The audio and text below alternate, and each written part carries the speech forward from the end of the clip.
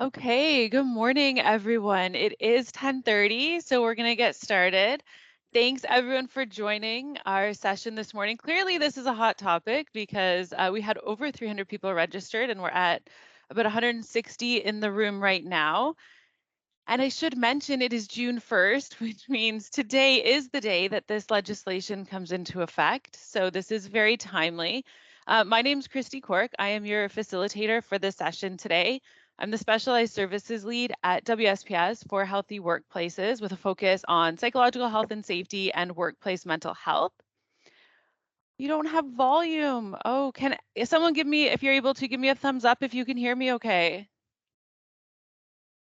Good morning. Oh, yay. Okay. Jeanette, I'm sorry. I think it might be you. Okay. Figure that out. Get those speakers on. Okay, perfect. Thanks, everyone. Where was I? So I'm joining you from St. Thomas, Ontario, just south of London, and it is beautiful and smoking hot out today. So hopefully everybody is going to be able to enjoy this nice weather. I am going to just pop in the chat right now because I had something come into my email that I thought everyone might be interested in. It is the announcement from the Ministry of Labor, Immigration, Training and Skills Development that this legislation is now in effect. So you can have a chance to check that out. It is in the chat. I just posted the link, and we'll be providing some other resources, and certainly we can include that in our follow-up email afterwards as well. So why am I sitting here today talking to you, hoping to give you some valuable information? So in addition to my work with WSPS, I also am lucky enough to represent WSPS at the Ministry of Labor, Immigration and Training and Skills Development Steering Committee on Work-Related Mental Harm Reduction, and also the Subcommittee for Opioid Harm Reduction. So through that work, we've certainly had some opportunities to speak with senior policy advisors related to this legislation, their medical team. And I do just want to say that the information that I'm sharing with you today, and I hope it's valuable and I hope you ask lots of questions and get a lot out of this, I am not providing legal advice. So if there are questions, you still may want to get legal representation or ask your lawyers if you have any additional questions about liability and things like that. But certainly, I'm pretty confident that the information I'm going to share is technically accurate and also discussing the spirit of the legislation and the intent behind its interpretation. Maybe before I even, I have so many things to say. I was flipping through, I got my brand new 2023 Occupational Health and Safety Act and Regulations just last week, and I hadn't had a chance to look at it, but I did find in the act and I found the regulations. So they are in my 2023 version. So if you have a new green book, or maybe it's a good reason to purchase yourself one this year, the the section of the act that you're going to find this is actually under employer duties. So it's section 25.2, subsection 1, and it goes into naloxone kits. And then the full regulation is Reg 559. And I don't know if it's helpful, but mine is on page 751 if you happen to have the same version as me. So you can look up the legislation in the act and then the associated regulation for this information to get all of the nitty gritty details. Okay, let's get going here. So this is our title page. Oh, I am unable to advance the slides. So maybe we should have figured that out earlier. I'll get Camille. I know Camille's helping me out in the background. I'll get her either to give me permission or to advance the slide forward for me.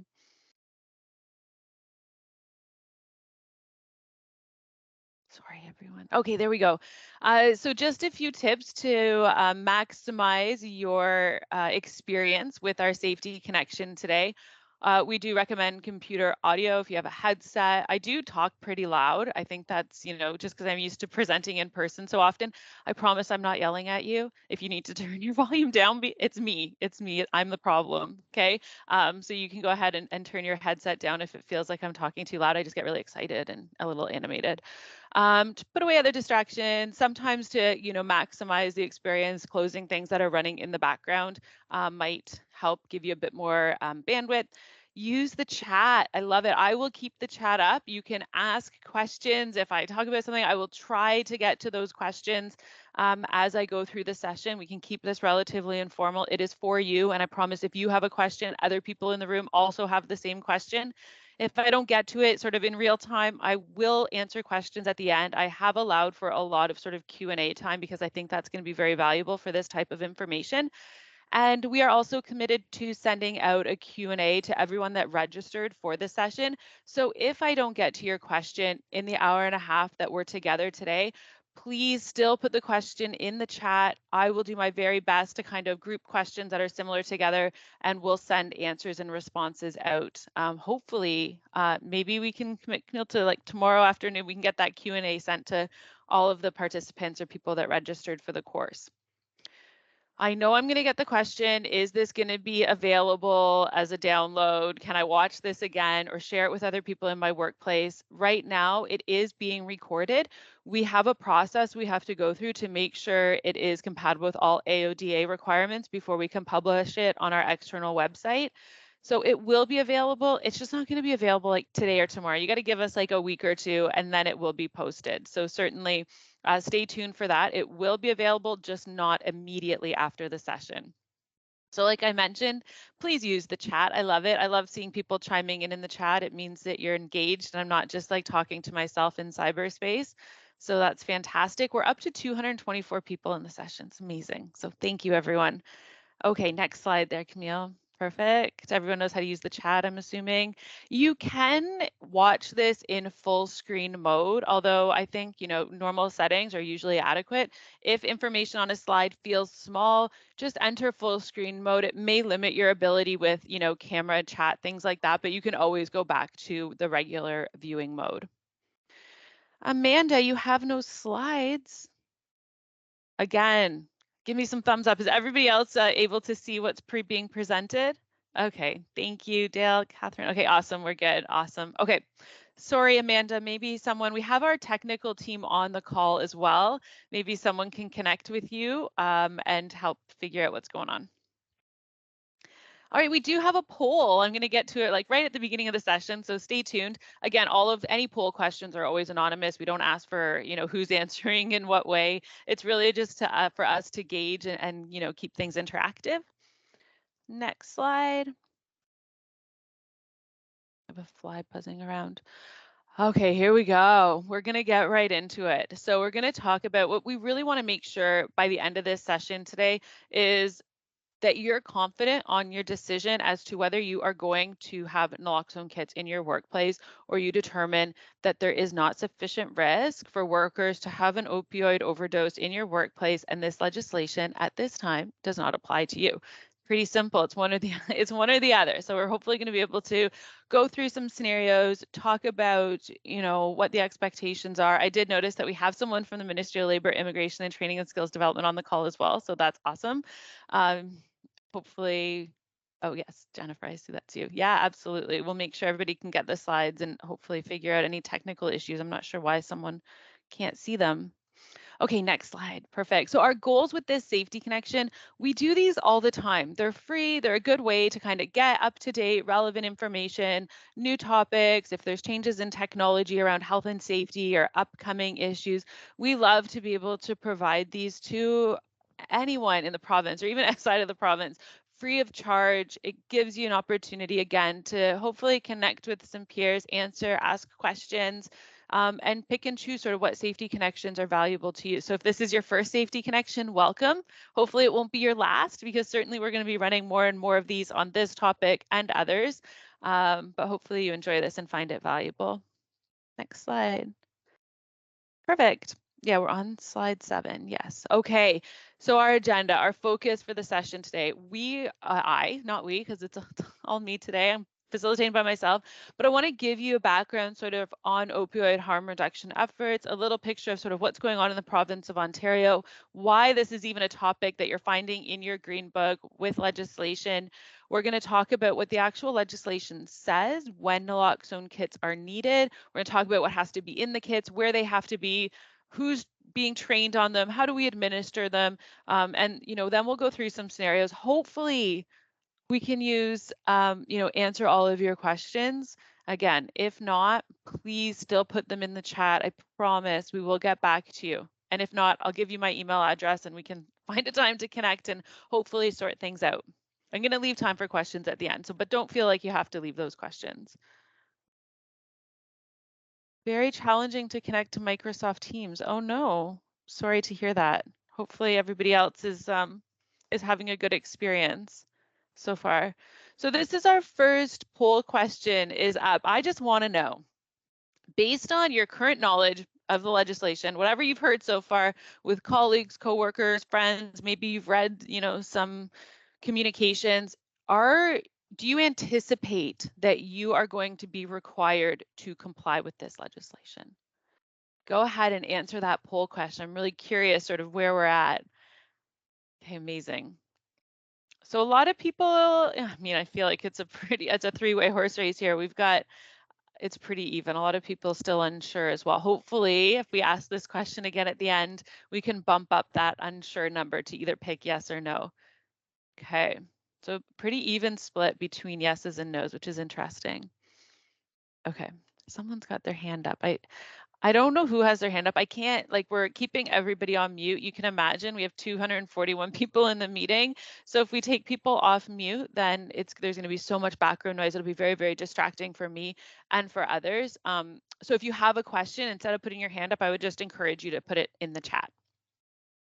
Perfect. All right, next slide.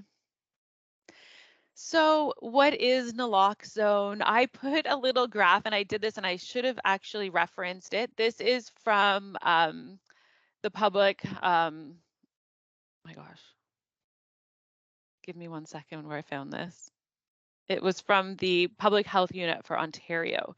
So this is Ontario-wide data. You can see the number of emergency department visits, hospitalizations, and deaths associated with opioid-related morbidity and mortality in Ontario. And again, I think my data goes from about March 2021 to September 2022, which is the most recent and up-to-date current statistics that I could find. So naloxone, it reverses the symptoms of an opioid overdose. Within a couple minutes, someone will, start breathing again. It's a life-saving measure. And what's important, we're going to talk about, naloxone and the different types of kits and things like that.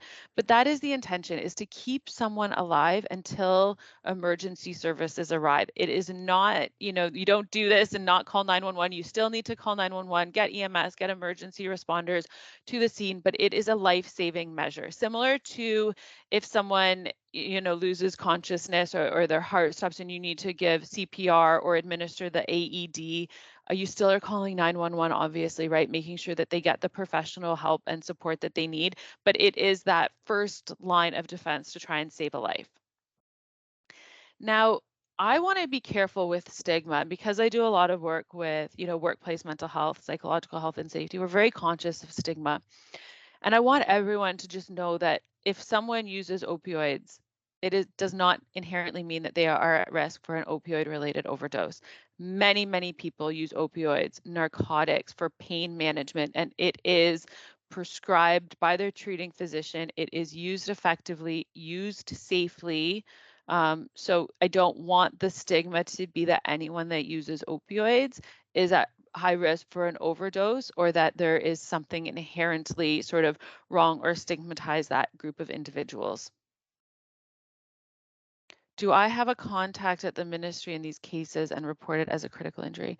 So if you have to report a critical injury to the ministry, there is a number, 1-800 number that everybody needs to call in the province. I can certainly look for that and get that to you if you need it, or maybe someone else on the call. I know we have someone from the ministry can put that phone number in the chat there for you, but absolutely, Jackie, we can get that for you. So there has been an increase, over the last, I would say 10 years. This graph being the last sort of 2 or 1.5 years, I suppose, does not sort of adequately show what was going on 5 years ago when there were virtually no sort of hospitalizations or deaths associated with opioids. That certainly has increased. We're seeing, okay, thank you. We're seeing, you know, more adverse outcomes, and it has sort of leveled off a little bit, but still quite high when you look at sort of that 1,000 cases in each of those quarters associated with emergency department visits. So this is still clearly a priority for the provincial government of Ontario. Next slide, please. Thank you, Jennifer. Appreciate it. So here are some examples. I think it's just important that we know what opioids are, right? Because if we're going to be, administering naloxone for an opioid-related harm or overdose, we need to know what they are. And it doesn't mean that you have to be a pharmacist or a medical professional. This is just some examples that I put up when I was doing a bit of research in preparation for this session to make sure that we know what naloxone is going to treat and what it is not. So examples of opioids include morphine, heroin, oxycodone, fentanyl, codeine, and hydromorphone. So those are examples of different opioids. It's not the extensive or exhaustive list, but those are some of the more common that we see in Ontario. Now, a couple things in the bubbles here that are important to remember. Giving naloxone is not likely to cause further harm. There might be instances where you see someone that is maybe unconscious and you suspect an opioid overdose. Administering naloxone won't cause additional harm to that individual. Naloxone only reverses overdoses from opioids. So other types of stimulants, other medication like cocaine, it is not going to be effective. In fact, it just won't do anything. I put in the bottom bubble narcotics equals opioids, and that is true. I think, for the most part, the pain management that we typically think of with narcotics are opioids, like the ones that we see here. Okay. There are other types of, opioids that we're not necessarily using for pain management. And conversely, there can be some narcotics that are used for pain management that aren't opioids, but generally those terms are used interchangeably, unless you're like a pharmacist, perhaps. Let me just see. We've got a couple questions. Okay, Elise, I see your question. If you know someone is on methadone, does that mean you need kits? Actually, no, which is we'll talk about that in extensive detail. It doesn't inherently mean that you need a kit. If we'll get into it about what exactly the criteria is for when these kits are required and the legislation needs to be complied with. So let's hold that question. I will come back to it if I haven't answered it by the end. Person losing. Yeah. Oh, if that is that the question? Yeah. If a person loses consciousness in the workplace, whether it's because of an opioid related overdose or other factors, you should treat that as a critical injury to be safe until you rule out that it wasn't conditions within the workplace. So yes, you would absolutely report that as a critical injury. When you say nothing happens to misdosing, will do no harm. I don't understand what that means. Misdosing, like giving someone more than one dose of, say, Narcan, for example. This is where I wish I could tell you to take yourself off mute, but I can't. So I'm just suggesting that there could be some adverse health, effects of giving someone Narcan, for example. Even if they have an opioid related overdose, they're not going to come out of it and be super excited and happy. They're going to be sick. They're likely going to vomit, feel unwell. But I don't think it's going to it's not going to make them high, if that's what you're asking, or cause additional harm to most individuals. Okay, perfect. Okay, next slide. Okay, so now we're getting into the regulation here. So this part here is under the actual Occupational Health and Safety Act, that reference 25.2 subsection 1, where the language is quite clear, where an employee becomes aware or ought reasonably to be aware. And we hear this kind of language also when we talk about the domestic violence pieces of the workplace violence and harassment legislation. Ought reasonably to be aware that there may be a risk of a worker having an opioid overdose at the workplace where that worker performs work for the employer, or where prescribed circumstances exist, the employer shall, okay, provide and maintain in good condition a naloxone kit in that workplace. Comply with any other prescribed requirements, which we're going to get into, and that's more detail in the regulation. Next one.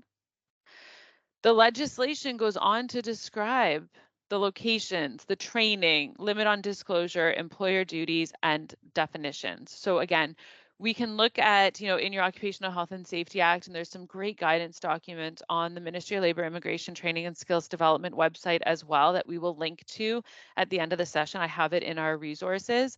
But let's move on and we'll talk about, I understand that it won't have an effect. That's right. So if someone is say unconscious for something other than an opioid overdose, a naloxone kit is not going to help revive them or counter the effects of that overdose. It has to be for an opioid related overdose or harm. What about colleges and universities? Okay, we're going to get into that, Bonnie. Stay tuned. Hold your question. I promise I will get there. Oh, thank you, Jennifer's put in a link to the guidance information on the ministry website. Appreciate that. So when are naloxone, I think this is the $1 million question. We can probably spend, over an hour just talking about this, but this is where hopefully we are really going to answer some of your questions. How is an employer to determine if they need to provide a naloxone kit in the workplace? So again, employers must provide the kit when the employer becomes aware or ought reasonably to be aware of the following scenarios. These are the 3 scenarios that are listed on that ministry guidance document, and all 3 of these have to be met. If any one of these is not applicable, then the legislation does not apply. There is a risk of a worker opioid overdose. Okay, so you have to know that there is a risk of a worker opioid overdose. You have to know that that risk that the worker will overdose is while they're in the workplace performing work for the employer, and the risk posed by a worker who performs work for the employer. So hopefully this answers Bonnie's question. If the risk is not a worker doing work in the workplace, this legislation is not applicable. This is the Occupational Health and Safety Act for the protection and safety of workers in workplaces in Ontario. So if the risk is someone outside of the workplace, say a customer, a client, a patient that enters the workplace and has a risk of an overdose, that is not what this legislation speaks to. This is strictly for workers in workplaces in Ontario. That's a great question, Rick. I agree. How do you know? What is really important is that you don't start asking intrusive questions to your workers in an attempt to seek out this information. That is 100% not the ask, and you should not be doing that. You should not be going up to workers and asking them, are you at risk to use opioids? Are you at risk for an opioid overdose in the workplace? This is when you become aware. Either an employee is self-disclosing to you that they have a potential risk of misuse, overuse, overdose in the workplace, or because there's going to be some scenarios. We're going to get into that. So yes, it's very difficult. You likely will, there's going to be very few cases where an employee, a worker, is coming forward and self-disclosing that they're at risk for an opioid overdose in your workplace. I would agree that that is a very rare likelihood that someone feels comfortable, feels safe, and is going to disclose that to the employer. Okay, I see your question too, Elise. That's a really good question. I'm going to come to that in a minute about what if there's an anonymous survey. Yeah, some good questions. I am going to come back to these. I just want to get through maybe this context that might answer some of those questions, and then I'm going to come back and no, that is Jennifer, the construction sites, it is not true that every construction site must have a kit. It has to be because you know of a risk. Okay, let's keep going, and I'm going to come back and touch on some of these questions. Okay, so next slide. Okay, so some things to consider. So aside from a worker coming to you and telling you that they're at risk, there are some sort of assessment questions that you can ask to determine if there is a risk. If you've had a previous, and I want to say that none of these, with the exception of the second one, that darker green one, in and of itself would inherently mean that you need to provide naloxone kits, okay? Because you have to do a little bit more digging. So a previous worker overdose in the workplace, okay, let's consider that. A worker voluntarily discloses to you that they're at risk for an opioid overdose in the workplace. An employer may observe opioid use among workers. Maybe you find paraphernalia. Maybe a joint health and safety committee, union rep, HR, or some other workplace party brings concerns. Maybe they have knowledge and they bring that to your attention. Okay, so if we work through this a little bit, these are some questions certainly that you want to be thinking about, or if you come across these scenarios, and it might require a little bit more digging. For example, if we look at just finding discarded opioid paraphernalia in the workplace, does that inherently mean that you need to provide naloxone kits? Not necessarily. We don't know, depending on the type or nature of work that you do, we don't know if it was someone from the public, right? Let's just say you work at a municipality and you have people that are doing landscaping, and they come across some paraphernalia. That does not mean that a worker is at risk of overdosing in the workplace. So just finding paraphernalia, depending on the circumstances, does not inherently mean that this legislation applies or that there is a risk of a worker overdose in your workplace. Okay.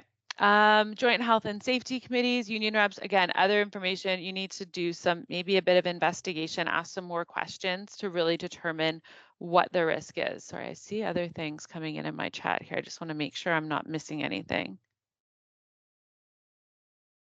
Okay, perfect. I will pause on questions. You can keep them coming in. I'm not going to answer them till the end because I think it's maybe distracting when I stop focusing on the presentation and look at those questions. So I won't even look at them until the end of the session, and I'll leave lots of time for Q&A. So thank you for that suggestion, whoever that was. I didn't realize that was distracting. Okay, next slide, please. All right.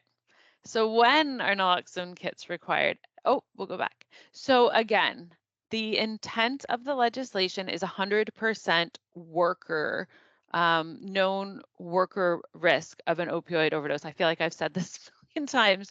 It is not a non-worker, such as customer, client, patient, and member of the public. You can look at the definition of worker under the Occupational Health and Safety Act to see who in your workplace is considered a worker. But certainly patients, customers, members of the public would not be considered workers. So if your concern is that those individuals come to your workplace or your workers interact with those individuals who may be at a risk for an opioid overdose, that is not the spirit or intent of the legislation and it would not apply. Okay. Next slide, please. It's hard not to see those questions coming up in the chat. Okay, so what is in the kit? There are two different types of kits.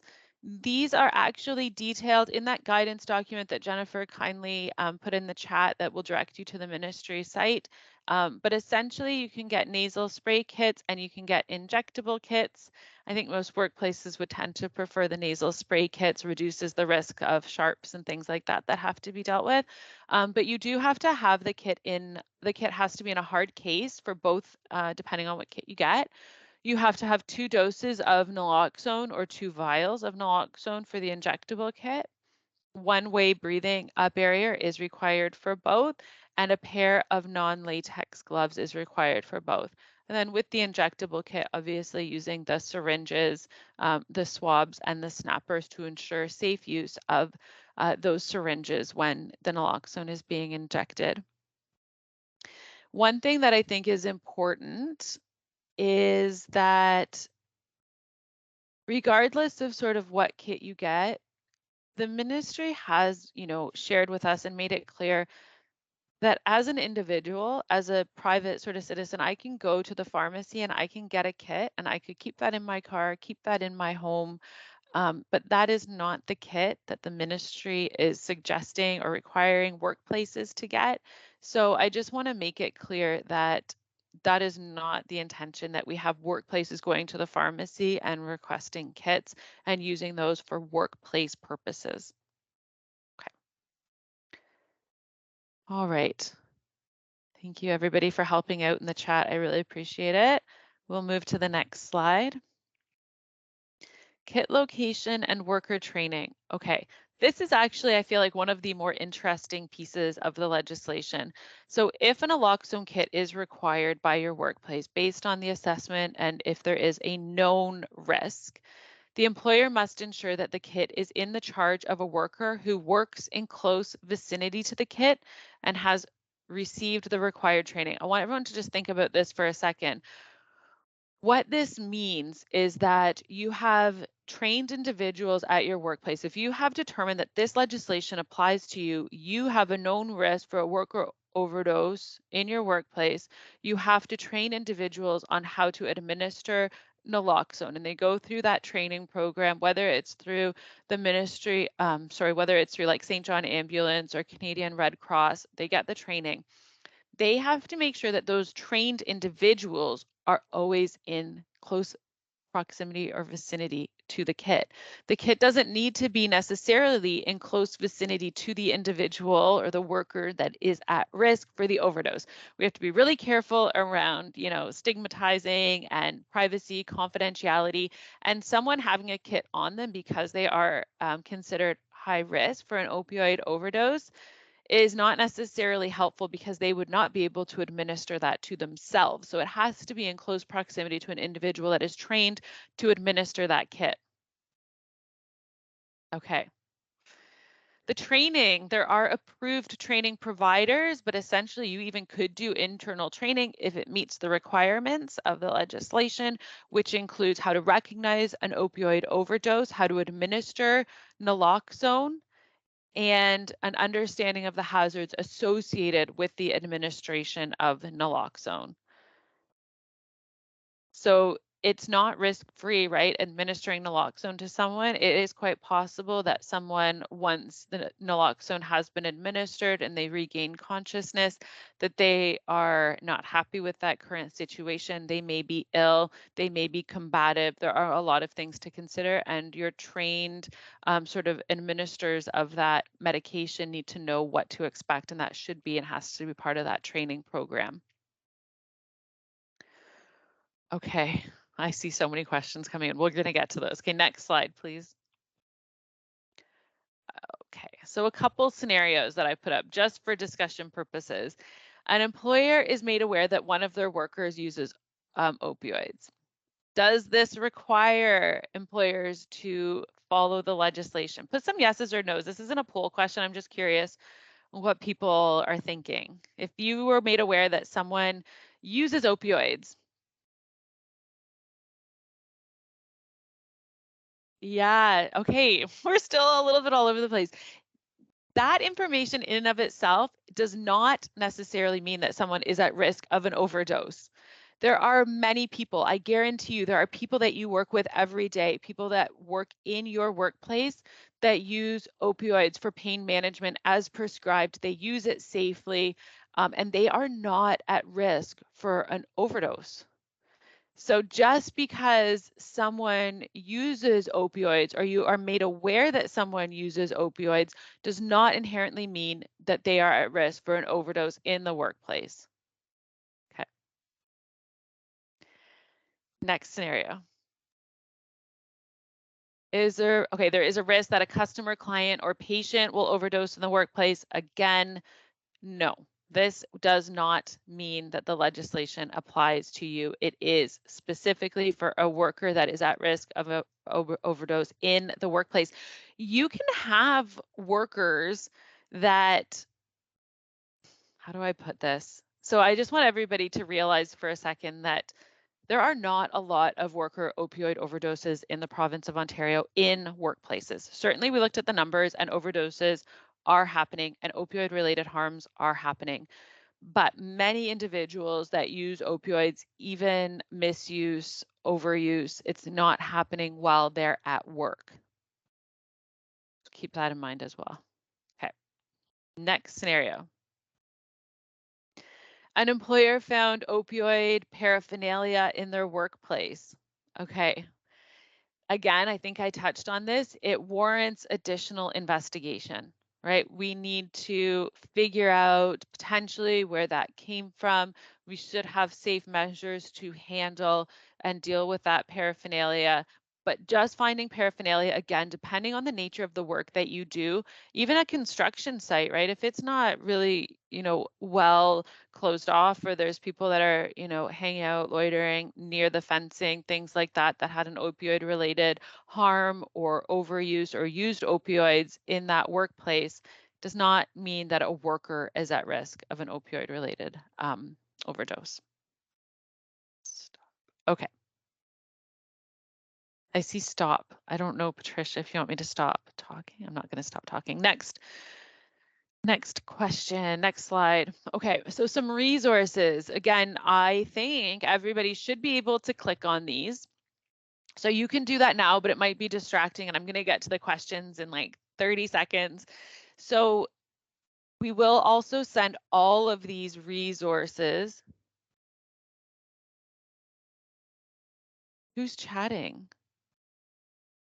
I don't hear anybody chatting. Oh, you can mute the chat.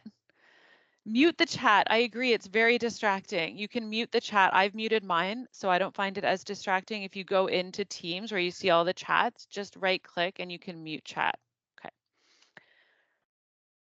Okay, so some of the resources, again, I would refer everyone to this Ministry of Labor Immigration Training Skills Development Workplace Guidance document. I found it very, very helpful when I first heard about this legislation and when that was published, and even putting this presentation together. It is pretty clear and concise. I know with any type of legislation or health and safety legislation, there is room for interpretation. Someone earlier referenced, 25(2)(h), the general duty clause, that the employer has to do everything reasonable, for the protection of workers. But there's always room for interpretation. What does that truly mean? What does that truly look like? There is a WSPS article that was also published. This is a free online awareness. I don't know if it's free. Now that I say that, I'm actually not entirely sure, but we have a naloxone in the workplace online awareness training that everyone, can go and check that out on our website.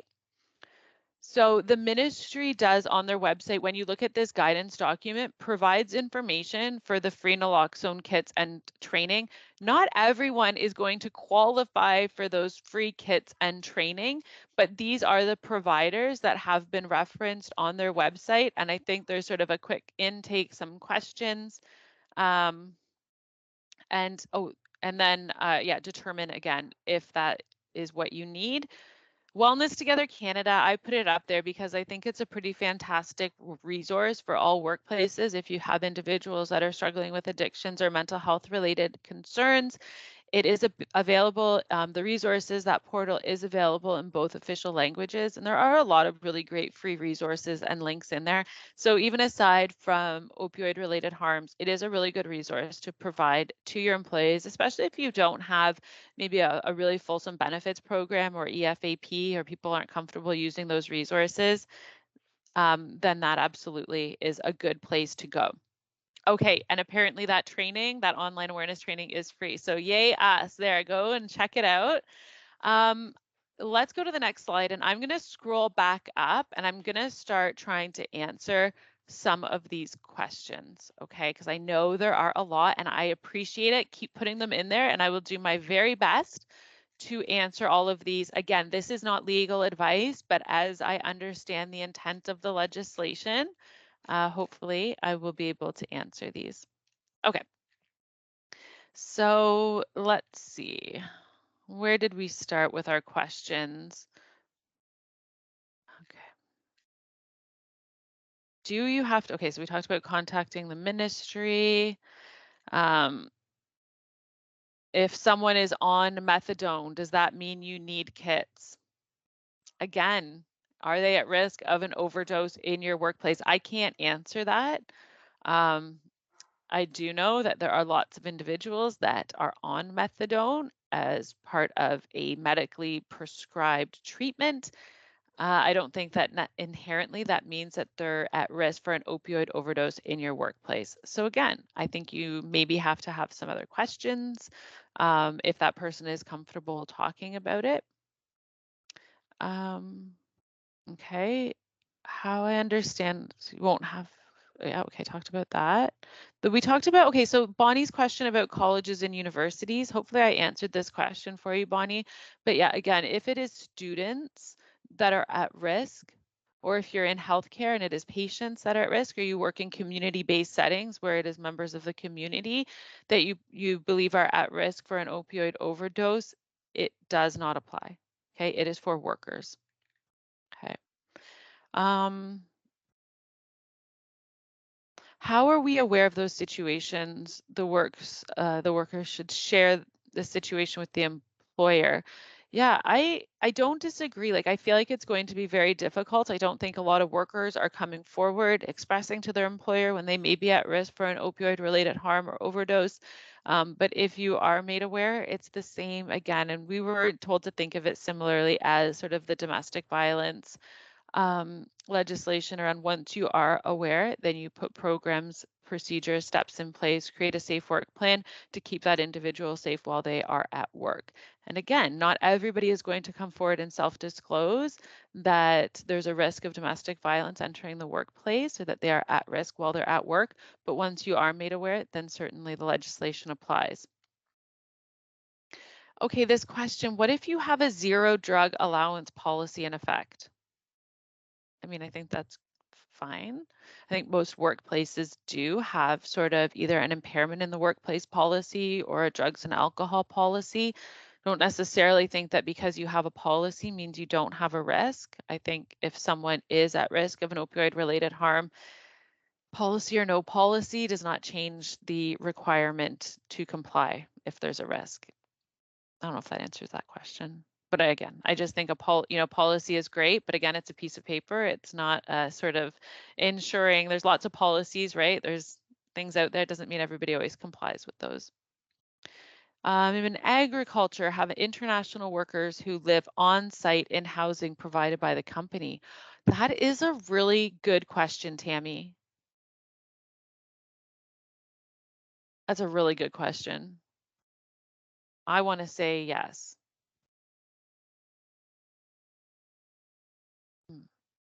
But again, I haven't thought of that. Tammy, provide your email and let me get back to you. We sort of have an ag sector that maybe has already considered this and come up with a very articulate response that would be better than mine. I would lean towards yes, because it's still at the workplace, even though maybe it's not necessarily during the course of employment. I would still lean to yes for that circumstance or situation. But I don't want to misspeak either. So maybe can you, if you don't mind, I can give you my email address, or I'll give everybody my email address, but send me that question again. I would love to actually get an answer from someone that's more intimate with the agriculture sector and what they're telling people. Really good question. An anonymous survey. Ooh, I don't love, I'm going to be honest. I don't love it. I don't love the idea of sending an anonymous survey asking people if they are opioid users. I would not do that. Again, just my opinion. We just have to be really careful. It is not the intent of the legislation to pry or even ask individuals questions about their drug use or pain medication. I think that would kind of not be recommended. Because even once you know, like let's just say you do an anonymous survey and you find out through that anonymous survey that one person identified that they're an opioid user, still doesn't mean that they're at risk for an opioid overdose in the workplace. If your question is specifically, are you at risk for an opioid overdose in the workplace? I mean, maybe, but again, I would not recommend that as the course of action, to be honest. Okay, so does this imply that everyone needs a kit since you never know? No. Absolutely not, Rick. The intent of the legislation is not that every workplace in Ontario is going to have a kit and have people that are trained to administer this kit and have people that are in close proximity to this kit all the time while workers are in the workplace. That is not the intention. Okay, you truly don't know who would or would not be at risk, so doesn't it just make sense to err on the side of caution and have a kit ready? I think there's a lot to think about. Honestly, as a consultant, I would not recommend to every organization that I support that they should get a kit if there is no known risk. I understand what you're saying is like, why not just do it? It's kind of the best thing to do. And it, just in case there's ever an overdose. But you have to remember that it's not as simple as just having a kit. That's what the legislation says. You can't just go get a kit, stick it in your AED cabinet, and you've done the right thing. Like there are a lot of other requirements, specifically making sure that individuals that are trained to administer the kit are in close proximity to the kit while there are workers in the workplace. I don't know about everybody else's workplace or organization, but that can be quite complicated, especially when you start to think of overtime, working on weekends, who's in close proximity. How many people do we really need to get trained to make sure that we have someone that is trained to administer in close proximity to that kit at all times? Right. And you have to inspect the kit. It expires. You're going to have to replace it. I don't know. I honestly I understand that train of thought. I do. I just feel like it's not quite that easy to just throw a kit in every workplace and think you're meeting the requirements of the legislation. Yeah, and I think I answered Jennifer's question earlier. You're understanding that construction sites must have a kit and a trained worker on site. That is not true. The legislation does not say that. The legislation says that if there is a risk, a known risk for an opioid overdose at the workplace, that the legislation applies. It is not sector specific in the legislation, or there's nothing in the construction regulation. This is a standalone regulation. So yeah, my understanding is that that is not the case. A contractor is considered a worker under the legislation. So logically, would you identify that there is a risk? Yeah, I mean, if you have looked at the definition of worker and you believe that based on that definition, if you have contractors, contract workers at your workplace that are considered workers and you are the employer for those contractors, then yes. Now, also remember that depending on if it is construction or if you're having construction done at your workplace, who is the constructor, making sure they may already be ensuring that there are kits for their workers at the workplace, depending on the construction site. So again, just make sure that you're really clear sort of on who meets your definition of worker. Okay, Kim, again, like, can we just put our program into our workplace as a best or preventative practice? Of course. If you want to do it, if you want to have kits and have trained workers and follow the legislation, then yes. But what you can't do is just put a kit in the workplace. So if you have decided that you want to follow and enact this legislation as, best practice or to be out of an abundance of caution, then of course no one is going to tell you that you can't do that. But just make sure that you're following all of the requirements and not just putting a kit in the workplace because you're, trying to be super careful. You have to have people trained, right, on using that kit. They have to be in close proximity. You have to inspect the kit. There has to be certain contents in the kit. Like it really isn't just as easy as putting a kit like in a first aid kit or in an AED. Okay.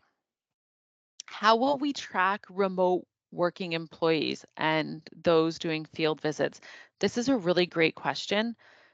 Um, I had this question as well when I was working with a municipality, and they're like, well, what about bus drivers? They're kind of isolated and by themselves. It might kind of my question, and it's not funny, but like if you know that a worker that is working remotely or working alone or driving or working with safety, in very safety sensitive roles, is a known risk for an opioid overdose in the workplace, I think we have to have other conversations. I think maybe some accommodation, maybe, some other considerations, maybe someone that is a known risk for an opioid overdose in your workplace is not working alone or in isolation. I hope that answers that question. Okay, Kim, what are the implications? Oh, wait. Can an employer be held accountable while not know there was a risk? No, if you don't know, then you don't know, right? It's similar to the domestic violence. Like if you don't know that someone is a victim of domestic violence because they have not disclosed that, have not come forward and asked for support or safety precautions, then it would be very difficult, right, for you to be held accountable for not knowing that. What are the implications of having the kits even if you don't know but suspect you have an individual? Well, again, the implications, no one is going to tell you you can't have a kit, right? Right off the bat. No one is going to come to your workplace, see an naloxone kit and say, oh, prove that you have someone that's high risk. That's not going to happen. But know that if you have a kit but you're not following the other parts of the legislation, that could be a potential risk. So just know that if you're putting a kit in, you do have to do the training. You have to ensure the kit contents are adequate as per the regulation. You have to make sure that you've got people in close proximity. So that is where it can become a little bit more troublesome for some employers, where they may hesitate to put the kits because there are so many other requirements around the administration, training, inspection. You don't want to have an expired kit in your workplace. That could be a potential liability. Okay, Matthew, ResCon has published a release about naloxone kits.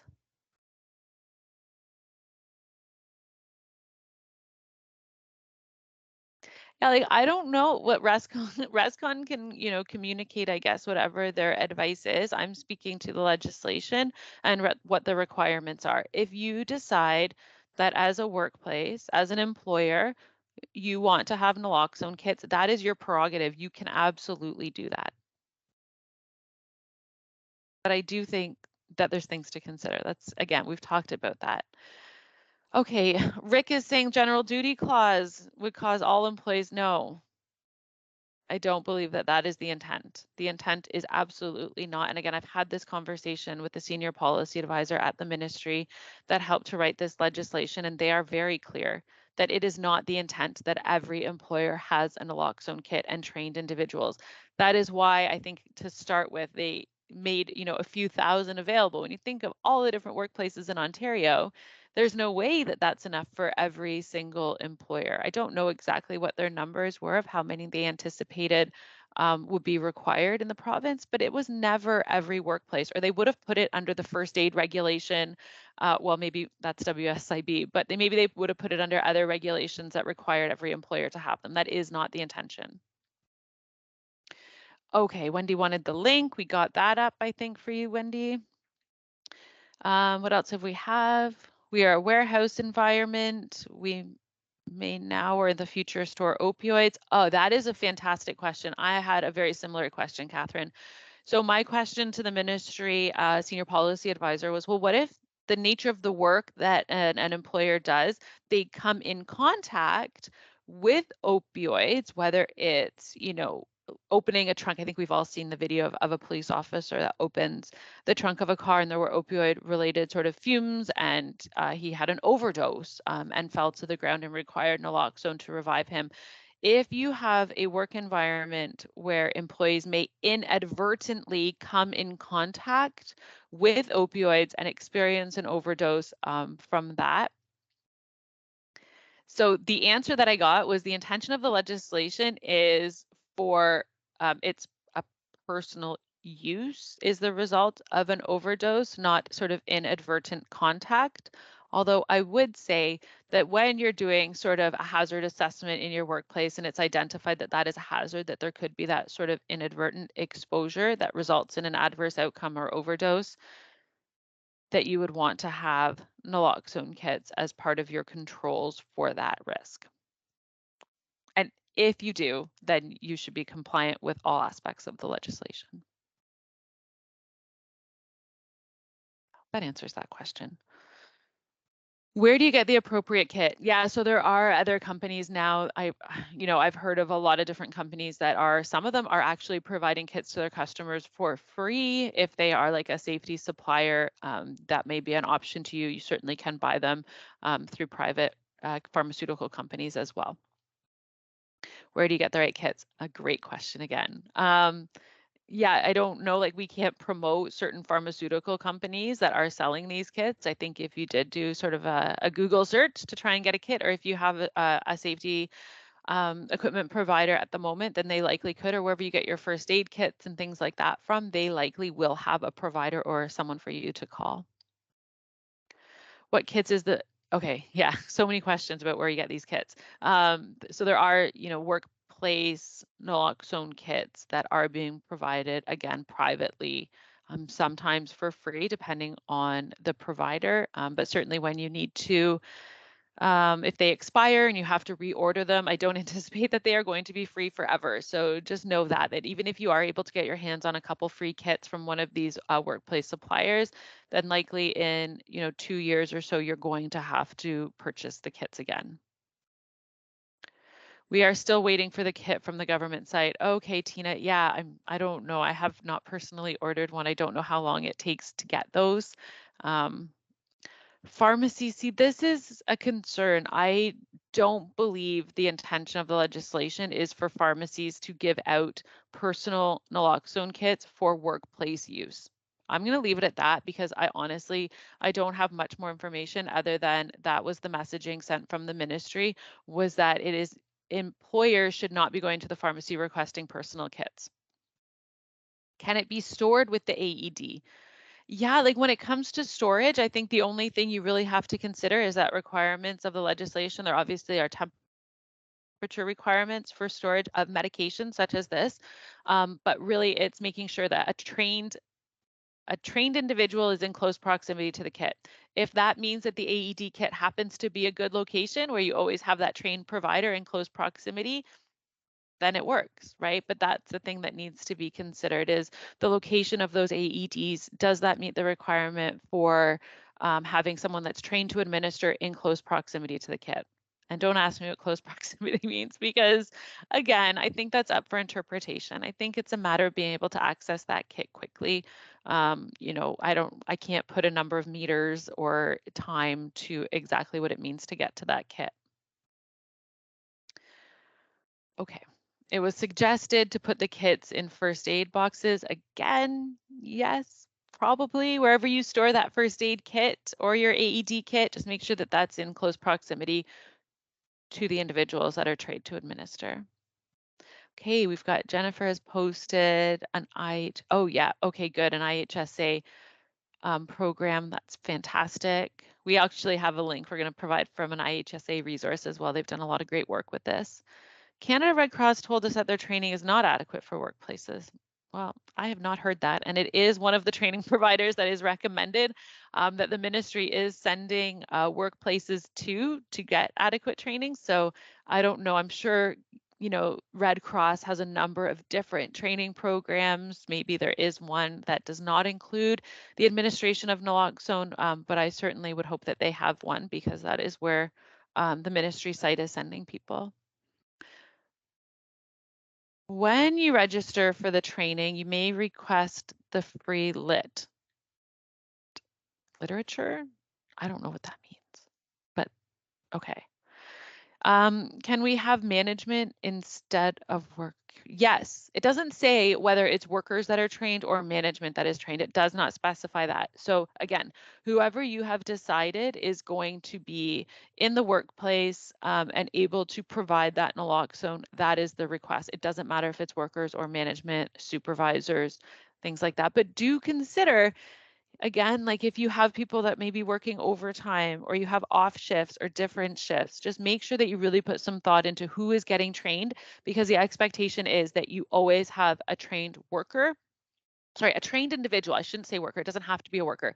A trained individual in close proximity to that kit when there are workers in the workplace. So whatever works for you, right? Figure out who those individuals are that are able to cover sort of the most shifts, and that you're going to have maybe less individuals trained because certain people are there at different times. That is sort of where the consideration should be made. Okay, Bill, we put our kit in the AED cabinet. Yeah, I don't think that's a bad idea. Again, I just can't tell you that that's perfect because I don't know if that kit or your AED is in close proximity to the trained individual. So again, I like the idea of putting it in an AED kit as well, but I can't say for all workplaces that that is going to meet the requirements of the legislation.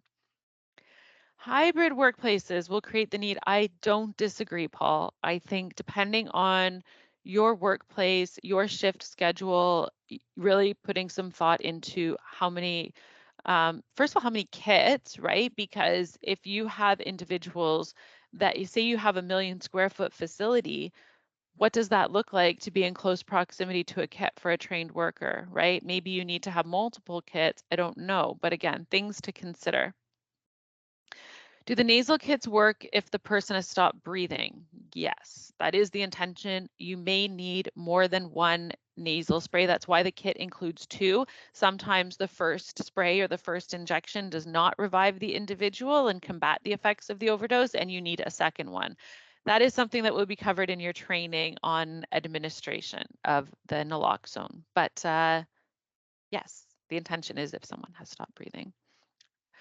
Okay, now we get into the yeses and nos. Maybe that was a bad idea to ask those questions in the chat. I'm just gonna scroll through all that. The kits do, yes, Tasha, the kits do have an expiry date depending on when they were manufactured. I think it's usually around 2 years, but certainly every kit, every nasal spray, every vial will have a date on it that it expires. So really check that out and make sure you're inspecting. Okay, gonna keep going here through all my yeses and nos again. Very bad idea. I won't do that next time. Does our WSPS awareness training? Okay, great question. And the answer is it does not train people on the administration of naloxone that is required. It is awareness for employers to understand the intention of the regulation. I do not believe, I'm 95% sure that you cannot just use that training for your people that are trained on administering naloxone. It's more about understanding the legislation, creating awareness around the kits and making decisions for your workplace. Okay, many workplaces, I'm reading Paul's comment here, many workplaces are talking about have naloxone kits and trained workers in all workplaces. I assume that they would not qualify. That is right. That is right, Paul.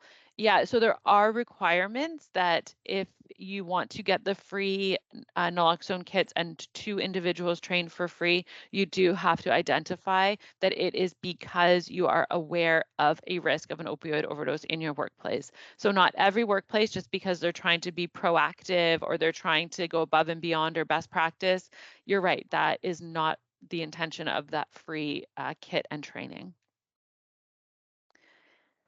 Okay, naloxone, we've got some more links up, which is fantastic. The kits do expire. The kit, so I should be very careful, like it is components of the kit. So certainly the medication has an expiration date. If your latex gloves or your one-way breathing apparatus, I feel like everything now, PPE wise, things like that does have an expiration date. It may be different than the actual medication. So that can complicate things a little bit as well. Or maybe you just put a date on the whole kit that it expires based on when that medication expires. I don't know exactly what that might look like depending on the kit that you're getting or if you're putting together your own kit based on the requirements in the regulation. Okay. Trisha, you just finished a learning, an e-course, and they offered a kit. I don't know. I don't know if that kit is acceptable because I haven't seen it. I don't know the components and I don't really have time at the moment to click on that link and see the components of your kit, but the list of what's required in the kit is available on the ministry website. I did share it earlier in the presentation, and it's also, if you have your new 2023 Green Book, the requirements for the kit are in the regulations, not in the Act under 25.2. So I would go to that regulation or the ministry website and decide if what you received or that free kit that was provided meets those criteria.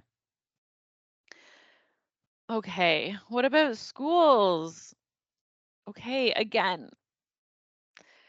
I understand the idea that yes, no, maybe, right? The answer for do schools require to have available for students?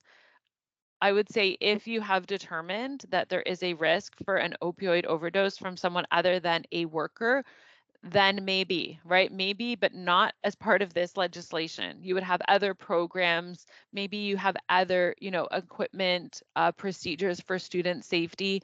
It would fall under that, not under the Occupational Health and Safety Act requirements. Okay.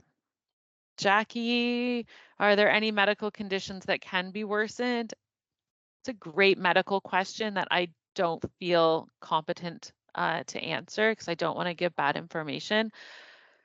I do know that it is generally safe. I don't know if someone has a heart condition or something else, I think the general guidance is that it is going to do more benefit than harm if you provide naloxone to someone that has, or Narcan to someone that has an opioid overdose, because you may not know all of their health conditions. And I don't know. Honestly, I'm sorry.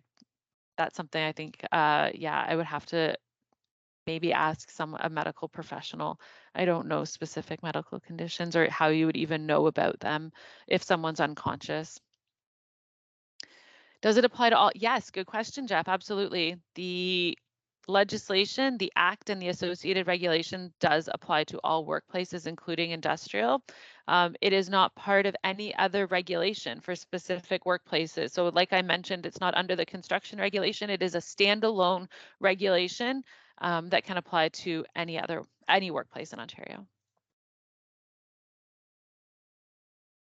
You work for a trick. You work for a training consultancy. Would our trainers require kits and training on use? Well, I don't know. I guess that depends if there's a risk, a known risk for an opioid overdose in your workplace. Again, it is if you're training individuals. Listen, I'm a consultant. I provide training to various workplaces across the province. I do not carry a naloxone kit with me in the event that someone in my training may experience it or may overdose. I don't. I don't think that first of all is not a risk for me in my workplace. If the employer that you're going to do training at has an individual that is a known risk for an opioid overdose, then the legislation would apply to them to provide that kit and provide trainers on administering the kit, not you. Again, unless maybe you're co-consulting with someone and that other person is a known risk for an opioid overdose, and I don't think so, to answer your question, unless I could get really nitty gritty and think about those answers. What questions are we allowed to ask if we see it? None. Honestly, like, you are not asking individuals. I don't know who this is, RSFOQC. You are not asking individuals about their drug use or drug use habits. You're not, right? That is a violation. That is not the intention, again, to pry into people's personal medication use. If you are concerned because you believe maybe someone is impaired in the workplace, you're concerned about their well-being, you would approach that as you would for, based on your, whether it's a drug and alcohol or impairment in the workplace policy to ensure their safety while they're at work. But because of this legislation alone, you are not going and asking people about their drug use.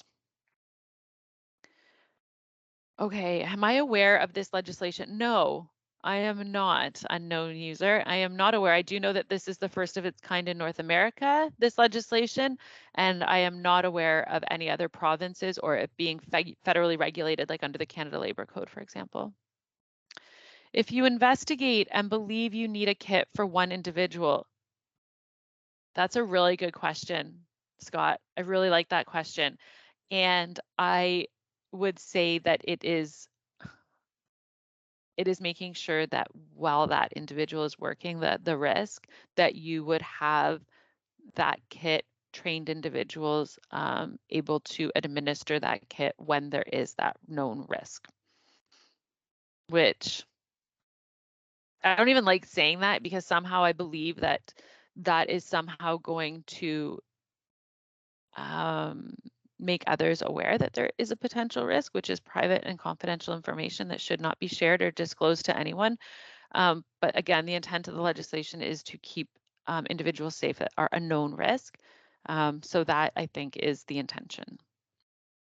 What is the risk implication of having kits in training? Even there's, again, Leslie, like, I would just say there's a cost, right? There's a cost associated with it, and there are some administrative requirements associated with it, including a lot of training, potentially, depending on your workplace.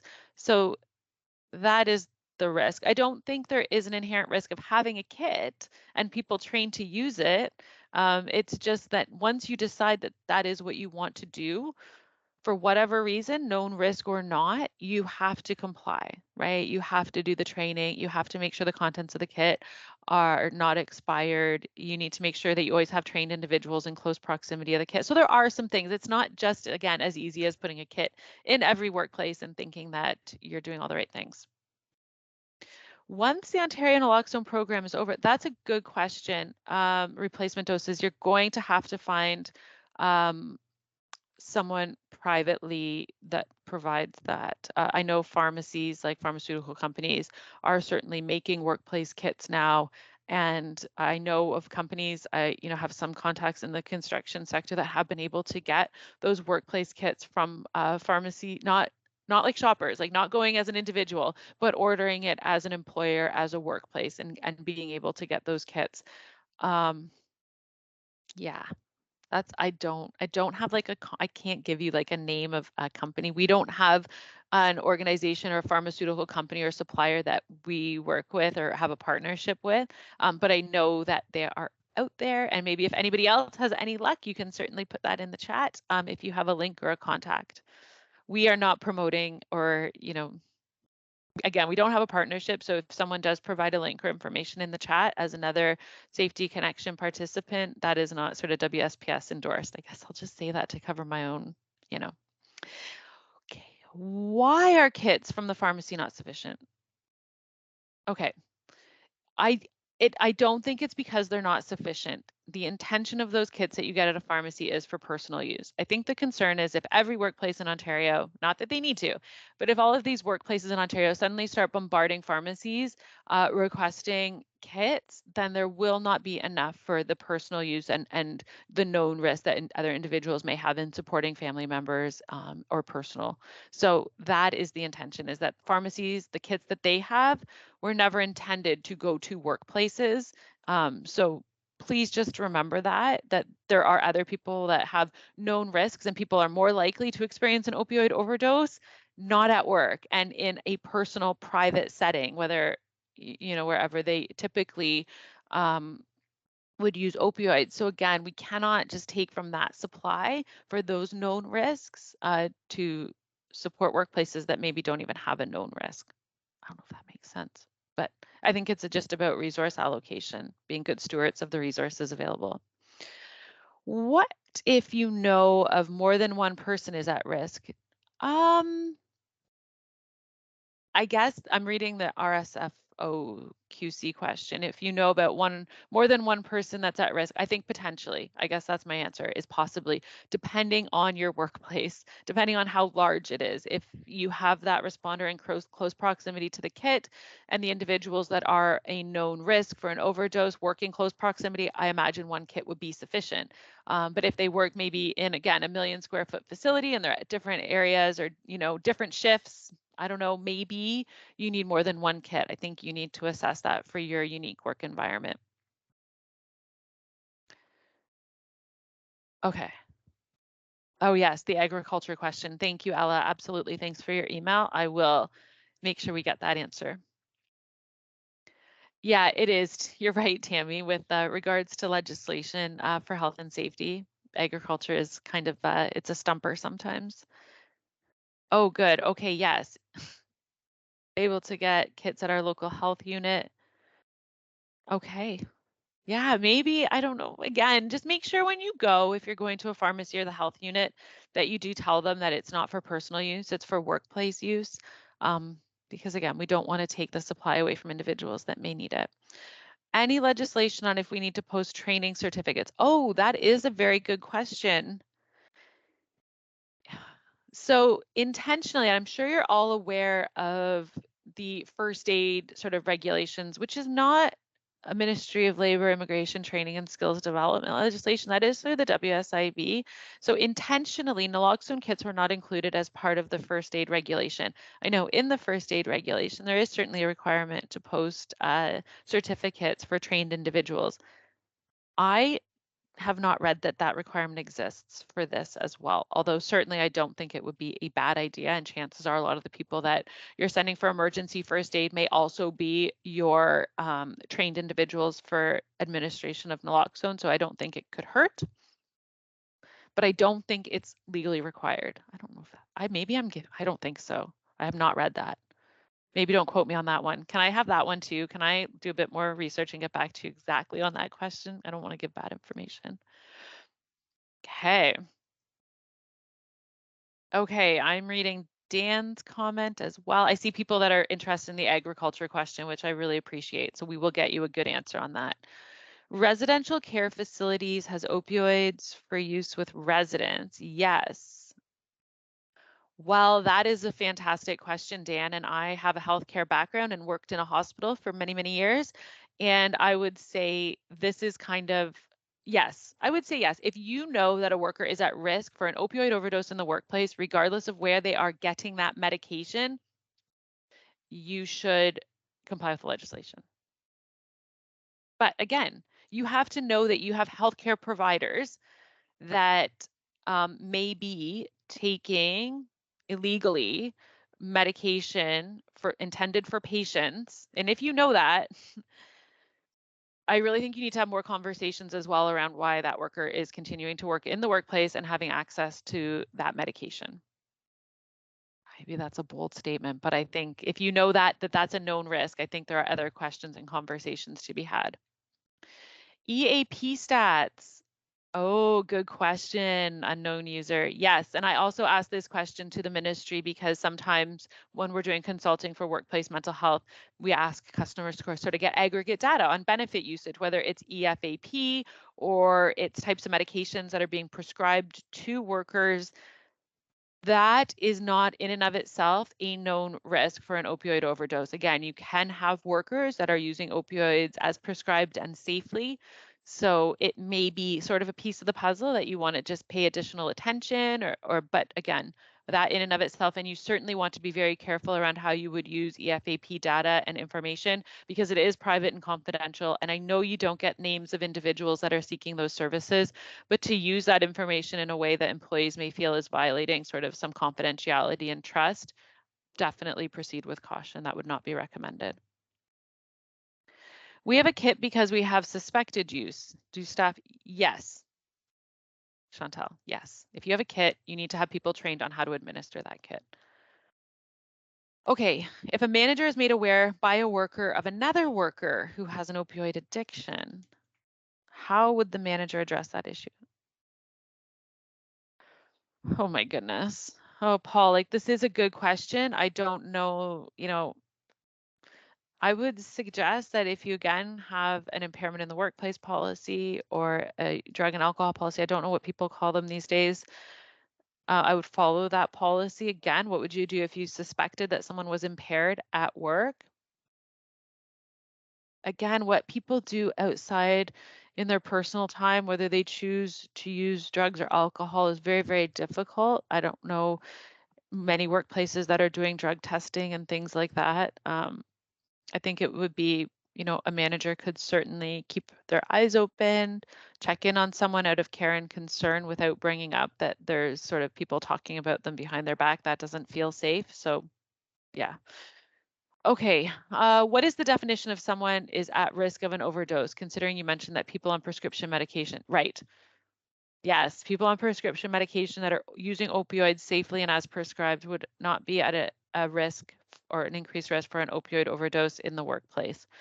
What is the definition of someone? I mean, I think someone kind of needs to disclose it, to be quite honest, that they are at risk. And if someone tells you they're at risk, then you believe them and you enact the legislation. How many individuals in a facility need to be trained if there's shift work? I cannot answer that question. I think you'd need to think about, Rob. It's that, again, it's having trained individuals in close proximity to that kit when there are workers in the workplace. That I think is the exact wording. So that depends on your shift schedules. It depends on what close proximity means at your particular workplace. If you're a 100 square foot facility as opposed to a 1,000,000 square foot facility or anywhere in between, I think, being considerate of that and coming up with, if someone's on vacation or if someone's on an LOA, what does that mean? Do we need to train someone else? I think every workplace sort of needs to look at that and determine how many workers, what workers on what shift, who is that. I can't really answer that for you. Okay. Your business or industry may dictate the risk for being preventative. Okay. I don't really know what that means. I'm sorry, Kim, but maybe it sounds more like a statement anyway, not a question. Topeka. Canadian Red Cross distributes 2 kits per workplace, but what if you have multiple sites? It's a good question. I don't really know. I think it is per workplace. It doesn't say per employer, so maybe it's possible that you could get additional training if you have multiple sites. But again, I think the intention behind it was for the employer to, if they qualify, to get the 2 people trained and the 1 kit. And chances are, if you need more or require more training or more kits, that is something that you would be sort of on the hook to figure out yourself. That's a good question too, around how long is the training? And do you need like refreshers or recertification? That's a really good question. I don't know. I don't know. I would need to look that up and get back to you. Workplaces serving the public, like bars, would that change your take on having kit? If not, no, no. It actually doesn't. If you choose to have a naloxone kit for customers, patients, patrons to your workplace because you believe that they are at an increased risk, that is on you. That is not part of the Occupational Health and Safety Act and regulation for worker safety. The Education Act requires for schools. Yeah, Paula, I'm not sure. I don't think so. I know that what was written is in the Occupational Health and Safety Act and the associated regulation. The associated regulation, again, is not specific to one particular industry. So I don't know if that answers your question, but I don't think there have been amendments to the Education Act because of this legislation. I am not aware of any anyway. Can you take the training from Red Cross or St. John's for personal information purposes? I mean, sure, but you're going to have to pay for that and go on your own. I don't think that the ministry will cover and pay for that for you if it's not required in your workplace. But if you want it because maybe you just want to have that information or you want one of the personal naloxone kits available from a pharmacy and you want to get trained on how to use that and you want to do that for personal purposes, of course, you could do that. Can you ask for stats? So yes, EFAP typically, and my understanding is they will provide you with aggregate data based on usage, and it can usually be broken down into types of calls, concerns, whether it's sort of mental health related, stress related, family. It's all aggregate data. There will never be names associated with that, but you certainly can ask. If the legislation is not required, can you have a kit on site with correct training and under an oversight of an employee, but not have under oversight for every circumstance?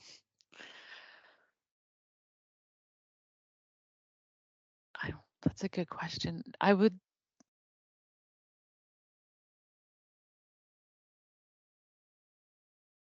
know. I've thought about that too, to be honest, Steve. Like, what if you have a kit and you have some people trained and you make sure it's not expired and you're doing all the right things, but there are going to be some shifts when there is no risk, no known risk of an overdose. Do you have to have people trained in those cases to always be in close proximity to the kit? Can I get back to you, Steve? I know that we've kind of worked around this question a little bit, but I think it is really a really good question. I'm going to take that question away. I'm going to ask Camille, who's helping me out in the background, to highlight that one, and I will we'll put it on a Q&A, and I will reach out to some additional contacts that I have and try to get you a more articulate answer than I'm able to provide right now. But great question. Schools are a workplace and fall under the Occupational Health and Safety Act. Yeah, I I agree, unknown user. That was what I was getting at as well, that regulation applies to all workplaces. Again, it's not specific to like, 851 industrial establishments or construction. So I do also agree that it applies. If there is a known risk, you still have to provide the kits. Yes, Chantel, to confirm, yes, you need to provide training if you have provided that kit. Staff need to be trained on its administration. Okay, I see some things. Okay, you're welcome. This is currently in effect in Ontario. I don't know about other provinces, Amy. Yeah, this is specifically for the province of Ontario. I am not aware of it being required for federally regulated workplaces or any other provinces at this point. I'd like to get information on this. Okay, perfect, no problem. You talked about workers in a public place. So I think what you're referring to here, Sandra, let's just say again, we have a municipality and you have part of your municipal workforce is maybe doing landscaping at a cemetery, for example, and they come in contact with drug paraphernalia, things like that. I think you need to do an assessment, a little bit of an assessment, and we can provide, again, some tools, but no. Possible, again, you need to determine, is that exposure? Oh my gosh, I don't want to say things I'm not supposed to say, but I have thought about this. And I think that if someone comes in contact with paraphernalia and part of their role or job is cleaning up drug paraphernalia, I think it would be very difficult, maybe not difficult, but if it's done safely and you have the proper safety like PPE and precautions and sharps containers in place to handle that paraphernalia, there should not be a high risk of an overdose in your workplace, right? There are still other safety requirements and controls that have to be put in place to minimize that exposure.